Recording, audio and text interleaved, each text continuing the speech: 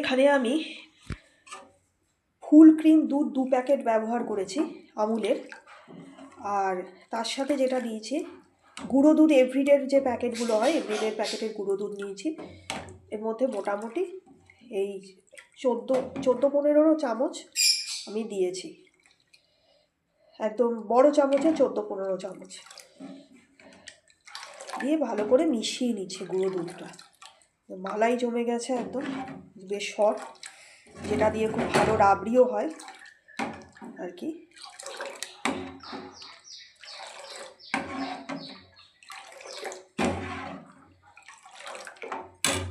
দুধটাকে একটু ঠান্ডা করার জন্য এর মধ্যে ঠান্ডা জল একটু মিশিয়ে দিলাম। দুধটা বন্ধুরা ফুটিয়ে বন্ধ করে দিয়েছি।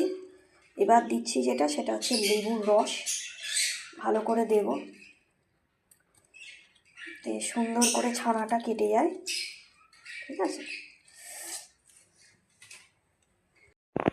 এই যে দেখতেই পাচ্ছেন যে এইরকমটা হয়েছে, একটু গুঁড়ো গুঁড়ো হয়ে গেছে ছানাটা। এবার এই ছাঁকনির মধ্যে করে তুলে জলটা বের করে ছানা বের করে, ছানা বেরিয়েছে, তবে এরপরে আরও ছেঁকে আরও বাকি ছানাটা বার করবো মিষ্টি তৈরির জন্য। এরকম হয়ে গেছে, দিয়ে এবার ছাঁকবো। না অস্ট্রেলিয়ার লোকেরা তো আন্দোলন করেই ওদের এখানে জীবন কাটিয়েছে ওরা। প্লেটের মধ্যে দেখুন এই যে ছানা নিয়ে নিয়েছি, ছানাটা ঢেলে ফেলেছি। এবার এই ছানাটাকে খুব ভালো করে মেখে নেব। মাখা সন্দেশ কথাটাই হয়েছে মাখা থেকে, ভালো করে ছানাটাকে মেখে মিষ্টি তৈরি করার জন্যেই এর নাম মাখা সন্দেশ হয়েছে। এমনি ছানাটা একদম টাটকা বলে খুবই নরম, ভীষণই নরম। হ্যাঁ, এই তালু দিয়ে এইভাবে মাখবো।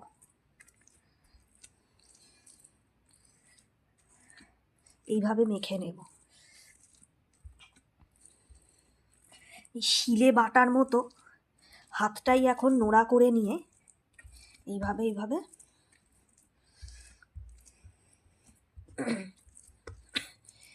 ছানাটাকে ভালো করে মাখলে পরে মিষ্টিটা খেতে অনেক বেশি ভালো হবে বা টেস্টি হবে। এইভাবে পুরো ছানাটা আস্তে আস্তে মেখে নেব বন্ধুরা।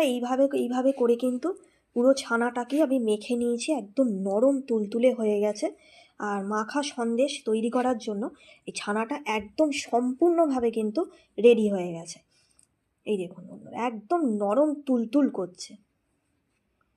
এখানে সব ব্যবস্থা করে নিয়েছি, এই যে ছানা মাখা, আর এখানে কাজু কিশমিশ রেখেছি ডেকোরেশনের জন্য, আর এখানে নিয়েছি গুড় একটু। আর যেহেতু দুধ নেই, বাবা সব দুধটা দিয়ে চা করে ফেলেছে, কিছু দুধ ছিল ছানা ছাড়া, তো আমি এখানে একটু গুঁড়ো দুধ গুলে নিয়েছি। একটু অন্যরকম প্রসেসে আমি নলেন গুড়ের সন্দেশটা করব। দুধটা গুলে নিয়েছি, নিয়ে এবার দেখুন এই যে গুড় আছে, এই গুড় আমি একটু করে এর মধ্যে দিয়ে দেবো, দিয়ে আমি মাখাবো ভালো করে। দেখুন বন্ধুরা, এখানে আমি একদম গুড়টা দুধের সাথে মিশিয়ে দিয়েছি। এই কারণে দুধের সাথে গুড়টা মিশিয়েছি যাতে সন্দেশটা সম্পূর্ণভাবে ক্ষীর পাক হয়, মিষ্টির দোকানে যেরকম হয় ওই রকম যাতে আসে।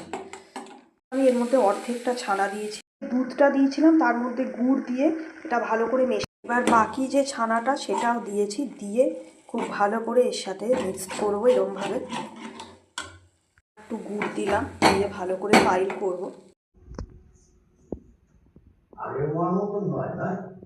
না না, সেই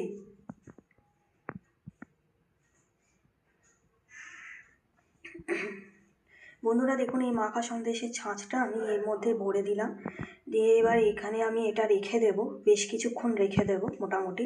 আজকে আর রাতে কেউ খাবে না, ওভারনাইট থাকবে, তো আগামীকাল আর কি এটাকে কেটে খাওয়া হবে আর কি।